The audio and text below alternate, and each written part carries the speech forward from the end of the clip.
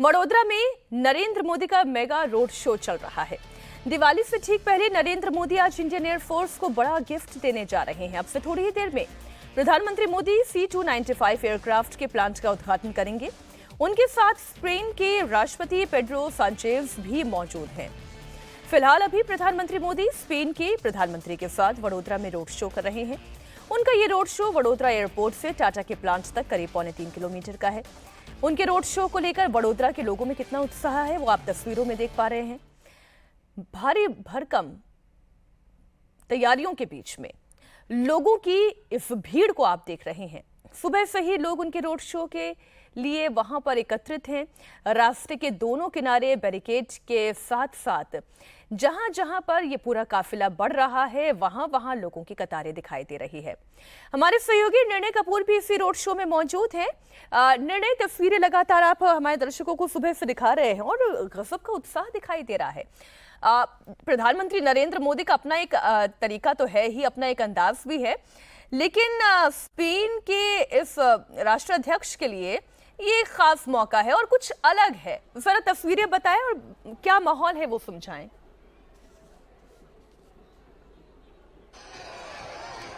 देखिए मीनाक्षी, फिलहाल यहाँ से प्रधानमंत्री का कॉन्वॉय जो है वो जा चुका है और अब रोड शो ऑलमोस्ट अपने आखिरी पॉइंट पर पहुँच चुका है। यहाँ से अब कुछ ही देर में ये रोड शो जो है ये ख़त्म हो जाएगा, कि लोग भी यहाँ से निकलना शुरू हो गए। लेकिन कुछ देर पहले यहाँ पे काफ़ी उत्साह था लोगों में, ज़बरदस्त भीड़ जुटी हुई थी प्रधानमंत्री नरेंद्र मोदी और स्पेन के प्रधानमंत्री के स्वागत के लिए। एक ख़ास मौका था उनके लिए, क्योंकि पहली बार किसी देश का राष्ट्राध्यक्ष सीधे वडोदरा एयरपोर्ट पे लैंड किया था कल रात 1:30 बजे। और मैं आपको बता दूं कि बड़ा इंटरेस्टिंग एक कोइंसिडेंस था, वरना अमूमन होता ये है कि प्रधानमंत्री एयरपोर्ट पे पहुंचते हैं और उसके बाद कोई राष्ट्राध्यक्ष यहाँ पे आता है, लेकिन स्पेन के प्रधानमंत्री जो हैं वो पहले ही आ गए थे। इस तरह से चीज़ों को अरेंज किया गया कि प्रधानमंत्री एयरपोर्ट से निकलेंगे और वो यहाँ जो सर्कल है वहाँ पहुँचेंगे और उसी देर में स्पेन के प्रधानमंत्री का कॉन्वॉय भी यहाँ पहुँचेगा और दोनों खुली जीप में निकलेंगे। तो बड़ी अच्छी तरह से इसको कोऑर्डिनेट भी किया गया। पूरे सम्मान के साथ उन्हें प्रधानमंत्री ने अपने खुली जीप में बैठाया और उसके बाद फिर जब वो निकले यहाँ वडोदरा की सड़कों पे, तो ये देखिए भीड़ अभी भी यहाँ पे मौजूद है। ये वो लोग हैं जो अभी प्रधानमंत्री का अभिवादन कर रहे थे यहाँ पे। कितनी बड़ी बात है बड़ौदा शहर के लिए। It's a proud of Baroda city and India. जैसे कि स्पेन के पीएम यहाँ आए और उनको गुजरात की जो संस्कृति है उस तरह उनका बहुमान किया, स्वागत किया, वो हमारे लिए, देश के लिए गौरव की बात है। और एक जो डील है भारत के विकास यात्रा में एक और। आप बताइए कैसे देखते हैं इसको? आज हमारे लिए बहुत गर्व की बात है कि हमारे देश के यशस्वी प्रधानमंत्री आदरणीय श्री नरेंद्र भाई मोदी साहब आज वडोदरा शहर गुजरात की धरती पर पधारे हैं। साथ में उनके साथ में जो भी समग्र लोग आए हुए हैं, हम मुस्लिम समाज की ओर से आदरणीय प्रधानमंत्री जी और उनके साथ आए हुए तमाम का हमने भव्य स्वागत और सम्मान किया। और हम ये जो प्लांट बन रहा है यहाँ पे, जो आज जिसका उद्घाटन होने जा रहा है, अब बड़ौदा शहर में एयरक्राफ्ट भी बनेंगे, तो ये ओवरऑल जो यहाँ का इंडस्ट्रियल एनवायरनमेंट है उसको कितना बड़ा बूस्ट मिलेगा? बहुत बड़ा डेवलपमेंट है, ये ज़बरदस्त डेवलपमेंट है बड़ौदा में। ये जो एनवायरनमेंट है एयरबस का, उसकी वजह से बहुत ही ये बड़ौदा सिटी को बहुत डेवलपमेंट होने वाला है आने वाले दिनों में। आप लोगों ने देखा दोनों नेताओं को, कैसा माहौल था उस टाइम? जबरदस्त। नमस्कार। यहाँ पर वडोदरा संस्कारी नगरी का गौरव है कि हमारे देश की गुजरात की धरती पर यशस्वी वड़ा प्रधान जी पधारे और स्पेन के वड़ा प्रधान पधारे और एयरक्राफ्ट जो बनाया गया है और भारत के लिए और गुजरात के वडोदरा के लिए बहुत गौरव की बात है। मीनाक्षी, आप देख सकते हैं यहाँ पे ये लोग अब वापस जा रहे हैं, लेकिन उस वक्त जुटे हुए थे, काफ़ी उत्साह था। और बड़ौदा में आपको बता दूं कि अगर आप देखें कि अभी 2 महीने पहले ही बड़ा भीषण फ्लड यहाँ पे आया था। बहुत बुरी हालत थी यहाँ शहर की, लेकिन उसके बाद आप देखिए जिस तरह से 2 महीने में चीज़ें ठीक की गई हैं, लोग वापस अपनी नॉर्मलसी की तरफ लौट गए हैं, नॉर्मल लाइफ वापस आ चुके हैं। लेकिन ऐसे में आप देखिए जब प्रधानमंत्री यहाँ पहुँचते हैं तो वो सारा दुख दर्द, सारा जो वो ट्रॉमा था उसको भूल करके यहाँ पे उनके स्वागत के लिए यहाँ पे आज करीब 1 लाख के आसपास लोग जो हैं वो इस 3 किलोमीटर के रास्ते पर जुटे हुए थे, ऐसा हमें बताया गया। तो इससे आप अंदाज़ा लगाइए कि उनको लेकर के किस प्रकार का उत्साह है लोगों में। और ख़ास तौर पे जब वडोदरा को इतनी बड़ी सौगात मिल रही है, आप सोचिए ये वडोदरा वैसे भी एक इंडस्ट्रियल टाउन माना गया है, लेकिन इसका कंसंट्रेशन जो था वो पेट्रोकेमिकल और केमिकल इंडस्ट्रीज़ की तरफ ज़्यादा था। लेकिन पिछले कुछ सालों में जब नरेंद्र मोदी गुजरात के मुख्यमंत्री थे तब वडोदरा में मैन्युफैक्चरिंग के काफ़ी एफर्ट्स किए गए, बड़े बड़े प्रोजेक्ट्स यहाँ पे लॉन्च किए देखी हैं। वो न सिर्फ वडोदरा के लिए, भारत के लिए, बल्कि भारत और स्पेन के रिश्ते के लिए ये एक सुपरहिट शो है। और दिवाली से पहले तो हम ये कहेंगे कि एक ब्लॉकबस्टर क्रैकर शो है। बहुत शुक्रिया आपका पूरी जानकारी के लिए निर्णय। आगे भी हम आपसे इस पूरे दौरे से जुड़ी हुई अपडेट हासिल करते रहेंगे। फिलहाल खबर दिल्ली से। जामिया नगर इलाके में ऑन ड्यूटी एसएचओ और कांस्टेबल की पिटाई करने का हैरान वीडियो सामने आया है। रियाजुद्दीन और आसिफ नाम के बाप बेटे ने मिलकर पुलिस वालों की पिटाई कर दी। मारपीट का ये वीडियो तेजी से वायरल हो रहा है। बीच सड़क पर रियाजुद्दीन और उसके बेटे आसिफ ने मिलकर गदर मचाया। आरोपी आसिफ की बुलेट से तेज आवाज आ रही थी। बुलेट में मॉडिफाइड साइलेंसर लगाया था। पेट्रोलिंग कर रहे नरपल सिंह ने आसिफ को रोक दिया। वीडियो पूरा आपके सामने है, आप देखिए सीक्वेंशली क्या क्या हुआ। और इसके बाद आसिफ ने अपने पिता को बुलाया और फिर दोनों ने मिलकर बीच सड़क पर ही उत्पात मचा दिया। एसएचओ नरपल सिंह और एक कांस्टेबल की बुरी तरह से पिटाई कर दी। आसिफ ने एसएचओ नरपल सिंह की आंख में घूंसा मारा। इस दौरान आरोपी रियाजुद्दीन ने एसएचओ को दबोचे रखा और लगातार आसिफ उन पर अटैक करता रहा। और हैरानी की बात यह है, इतनी लोगों की भीड़ यहाँ पर मौजूद थी, किसी ने भी एक बार भी इस एसएचओ को बचाने की कोशिश नहीं की या रियाजुद्दीन को पकड़ने की कोशिश नहीं की। बाप बेटे को थोड़ा सा भी समझाने का प्रयास तक नहीं हुआ। पूरी तस्वीर देखिए, ये तो गुंडागर्दी है। जामिया नगर थाने के एसएचओ पुलिस स्टाफ के साथ अपने इलाके में पेट्रोलिंग कर रहे थे और इसी दौरान तेज आवाज में बुलेट को जब रुका, क्योंकि आप भी जानते हैं कि इस तरीके से तेज आवाज में हॉर्न बजाना, अलग अलग तरीके के हॉर्न रखना और हॉन्किंग लगातार करते रहना ये कानूनन अपराध भी है। और इसी पर आरोपी आसिफ पुलिस वालों से बहस होने लगी।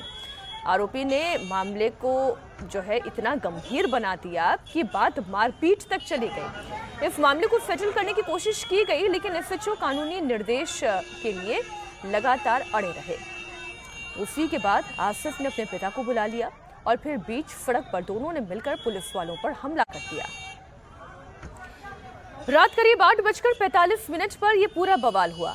आसिफ और रियाजुद्दीन ने मिलकर पुलिस वालों पर अटैक किया। हमले में एसएचओ और एक पुलिसकर्मी घायल हो गए। दोनों पुलिस वालों को इलाज के लिए अस्पताल में भर्ती कराया गया है। दोनों आरोपी बाप बेटे के खिलाफ कानूनी कार्रवाई की जा रही है। हमारे सहयोगी संजय शाह इस वक्त दिल्ली से लाइव जुड़ गए हैं। संजय, ये केवल हॉर्न का वॉल्यूम इतना तेज होना, इस पर रोकने के लिए ही इतना बवाल खड़ा हो गया?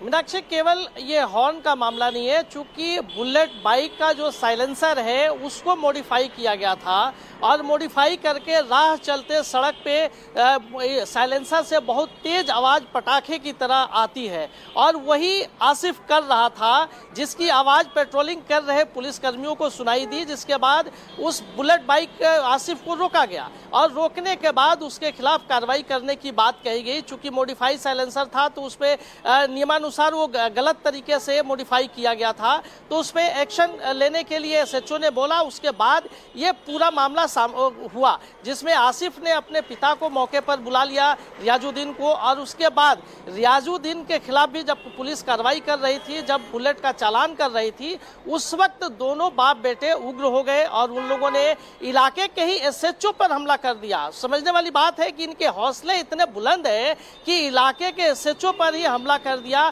और इस हमले में एसएचओ समेत उनका एक सहयोगी पुलिसकर्मी भी घायल हुआ, जिन्हें शनिवार को हॉस्पिटल में भर्ती कराया गया है। आज दोनों लोग हॉस्पिटल से डिस्चार्ज करके आ गए हैं, लेकिन पुलिस ने दोनों आरोपी बाप बेटे को गिरफ्तार कर लिया है। उनके खिलाफ कानूनी कार्रवाई की जा रही है। संजय, आपका पूरी जानकारी के लिए। कानूनी कार्रवाई हो गई है इनके खिलाफ। इधर खबर लखनऊ से भी। लखनऊ में पुलिस कस्टडी में डेथ मामले से जुड़ी हुई ये बड़ी खबर आ रही है। लखनऊ में पीड़ित परिवार ने मुख्यमंत्री योगी आदित्यनाथ से मुलाकात की। पीड़ित परिवार ने मुख्यमंत्री योगी से मदद की गुहार लगाई। इस दौरान विधायक योगेश शुक्ला और सभासद शैलेंद्र वर्मा भी पीड़ित परिवार के साथ यहां पर पहुंचे थे। हालांकि इस केस में अब पुलिस का एक्शन भी तेज हो गया है। मामला तूल पकड़ते ही लखनऊ पुलिस कमिश्नर अमरेंद्र कुमार सिंह ने सख्त एक्शन लिया है। नहट थाना इंचार्ज अश्विनी कुमार चतुर्वेदी को सस्पेंड कर दिया गया। भरत पाठक चिन्हट थाने के नए इंचार्ज बनाए गए हैं। मृतक मोहित पांडे की मां ने चिन्हट थाने में इंस्पेक्टर अश्विनी चतुर्वेदी समेत अन्य पुलिसकर्मियों के खिलाफ हत्या का मुकदमा दर्ज कराया है।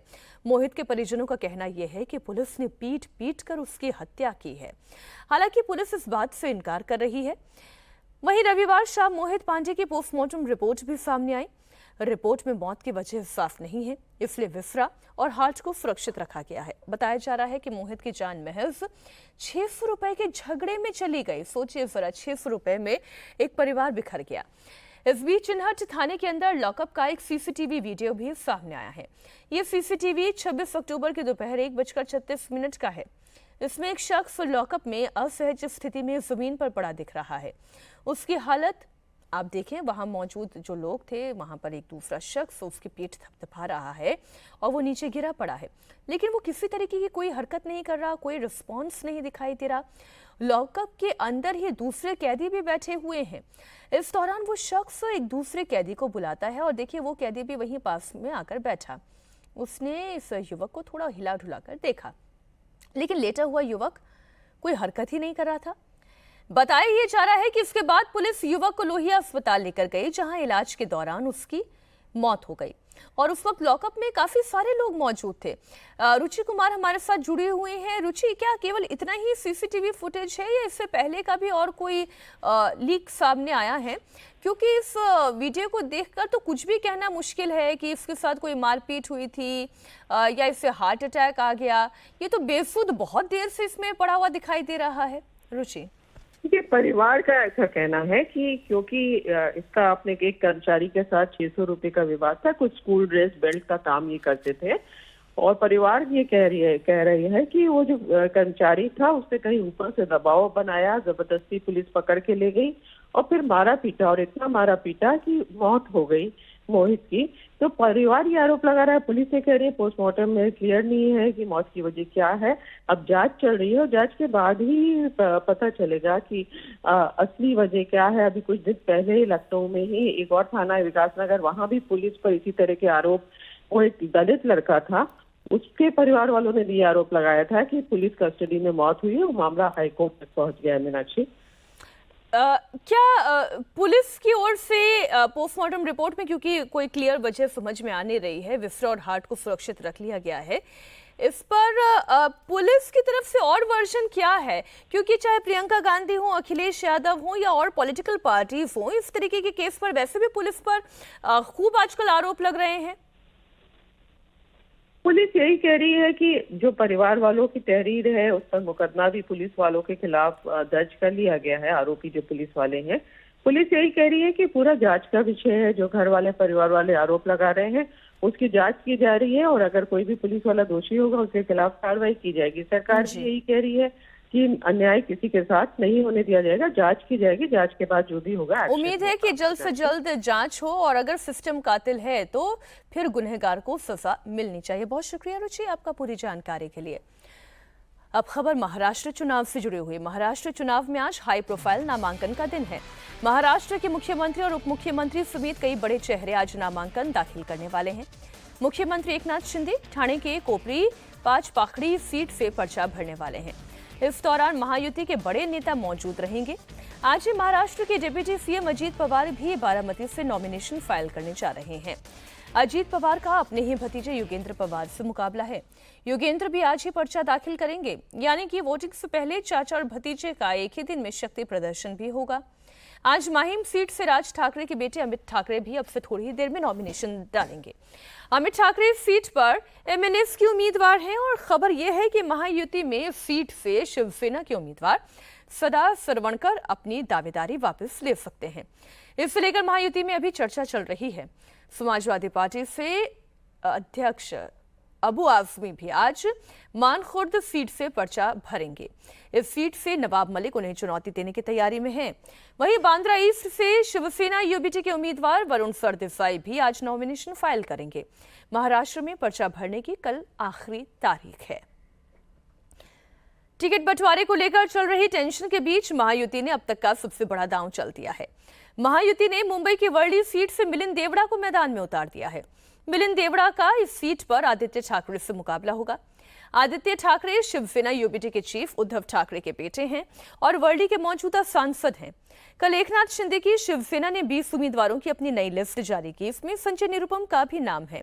संजय निरुपम को डिंडोशी से टिकट दिया गया है। संजय निरुपम का डिंडोशी सीट पर यूबीटी के सुनील प्रभु से मुकाबला होगा। संजय निरुपम और मिलिंद देवड़ा दोनों लोकसभा चुनाव में टिकट नहीं मिलने के बाद कांग्रेस छोड़कर शिवसेना में शामिल हुए थे। अब दोनों ही विधानसभा चुनाव की जंग में नजर भी आएंगे। संजय निरुपम की उम्मीद तो ये है कि डिंडोशी सीट पर वो भारी मतों से विजेता घोषित होंगे। हमारी पार्टी के मुख्य नेता और महाराष्ट्र के मुख्यमंत्री माननीय श्री एकनाथ राव शिंदे जी ने मुझ पर विश्वास जताया है। मुझे आज दिंडोशी विधानसभा क्षेत्र से पार्टी का और महायुति का उम्मीदवार बनाया है।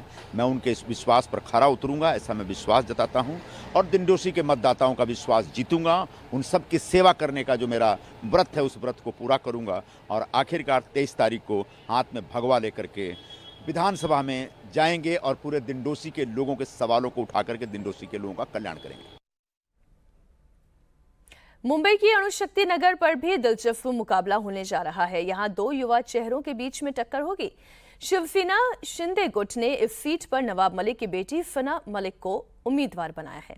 शरद पवार की पार्टी ने इस सीट से फवाद अहमद को टिकट देने का ऐलान कर दिया। फवाद अहमद सोशल एक्टिविस्ट स्वरा भास्कर के पति हैं और पिछले लंबे समय से शरद पवार की पार्टी से वो जुड़े हुए हैं। हमारे सहयोगी दिनेश मौर्य जुड़ गए हैं अब इस खबर पर। दिनेश, कई सारे ऐसे अब चेहरे हो गए हैं जहां पर मुकाबला बड़ा दिलचस्प होने वाला है, चाहे वो मिलिंद देवड़ा की वर्ली से नॉमिनेशन हो या संजय निरुपम का डिंडोशी से उतरना हो या फिर सना मलिक वर्सेस फवाद अहमद। ये भी इंटरेस्टिंग नाम सामने आया है। जी बिल्कुल सही कहा आपने। आज महाराष्ट्र की सियासत का बड़ा दिन है क्योंकि तमाम दिग्गज जो नेता हैं वो आज दावेदारी नामांकन जो है उनका वो भरने वाले हैं। इसमें एकनाथ शिंदे को टक्कर देने के लिए ठाकरे सेना की तरफ से केदार दिघे को उतारा गया है, जो उनके सियासी गुरु है एकनाथ शिंदे के, आनंद दिघे, उनके परिवार से आते। वहीं राज ठाकरे के बेटे अमित ठाकरे की सीट को सेव करने का प्रयास जो है बड़े पैमाने पे किया जा रहा है। महायुति की तरफ से जो उनके मौजूदा उम्मीदवार हैं सदा सरवणकर, उन्हें कन्विंस करने का प्रयास जारी, लेकिन अब तक सदा सरवणकर वो कन्विंस नहीं हो पाए हैं। सबसे इंटरेस्टिंग फाइट होने वाली है वर्ली सीट पर, जहां पर आदित्य ठाकरे को लग रहा था कि वो आसानी से जीत सकते, लेकिन मिलिंद देवड़ा के इस पूरे चुनावी समर में उतरने से अब आदित्य ठाकरे की परेशानी जो है इस सीट पर बढ़ सकती है। इसके साथ ही में एकनाथ शिंदे ने बड़ी सटीक रणनीति के साथ अपने तमाम दिग्गज नेताओं को मैदान में उतारा। संजय निरुपम जो सांसद रह चुके, उन्हें जो है विधानसभा चुनाव में उतार रहे हैं। दिंडोशी की सीट जो है ठाकरे सेना की परंपरागत सीट मानी जाती है, लेकिन यहां पर उन्हें टक्कर देने का प्रयास वो किया जाएगा। वहीं दूसरी तरफ महाविकास आघाड़ी वो भी पूरी तरह प्रयास कर रहे हैं कि जो उनके दिग्गज नेता है, खासतौर पर अजीत पवार बारामती सीट से नामांकन दाखिल करने वाले, उनके खिलाफ पवार परिवार के ही एक सदस्य युगेंद्र को उतारा गया। तो कोशिश यही की जा रही है दोनों तरफ से कि ज्यादा से ज्यादा सीटों पर तगड़े उम्मीदवार उतारे जाए ताकि लड़ाई कांटे की हो। जी बहुत शुक्रिया दिनेश आपका पूरी जानकारी के लिए।